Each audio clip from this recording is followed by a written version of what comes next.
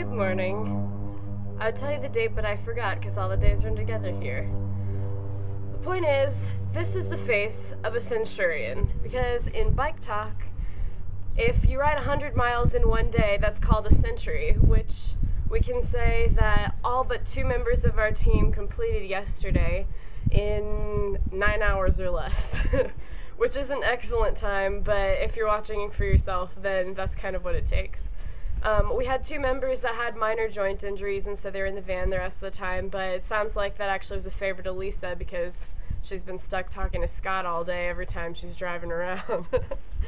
I guess we didn't get a chance to update anyone about our first big mountain passage. That was Stevens Pass the day before yesterday. It was, I think, 3,060 feet in elevation climb, which was stretched over about 16 miles. It was horrible and awesome.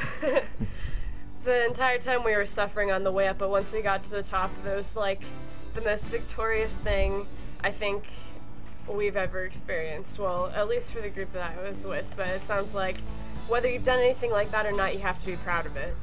And the rest of the day was perfect.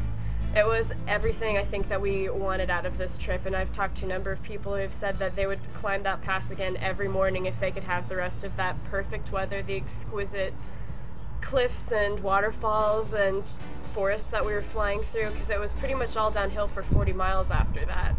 And so it was a really, really gorgeous day. And I think I've been really impressed with how well everyone's putting up with this strain of everything. I really think that nobody would be in such a good a mood today as they are if we didn't realize that every single one of us has done just as much work as all of the others yesterday, so you really don't have a right to complain. But on top of it, the team is just really, really awesome. We're getting along so well that it's kind of hard to stay cranky for very long. And on top of it, everywhere we go, we've been met with just such incredible generosity. Inexplicable, really, in a video this short, but that every single church has been so open-armed. They've donated food to us, gone out of their way to drive us places we can take showers.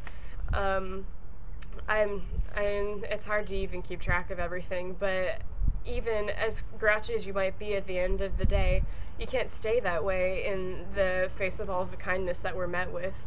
And I don't know, my whole life my dad's always said that if you're living within God's will, then He'll bless every choice that you make. And I think that this sort of goes even a step beyond that, when you're doing something so good, that so thoroughly is His will, the very bottom line of the Bible, then it's hard for people not to rise to meet you with that blessing. And having that come from every direction, however sick or sore we may get, it's kind of impossible to forget what we're here for, because otherwise people wouldn't be as excited to help us as they are. So we're excited. Today is only 65 miles, which is a feat to be able to say that you're excited about that. So we're going to take that in stride, and it's about time to head out, so check back with us later.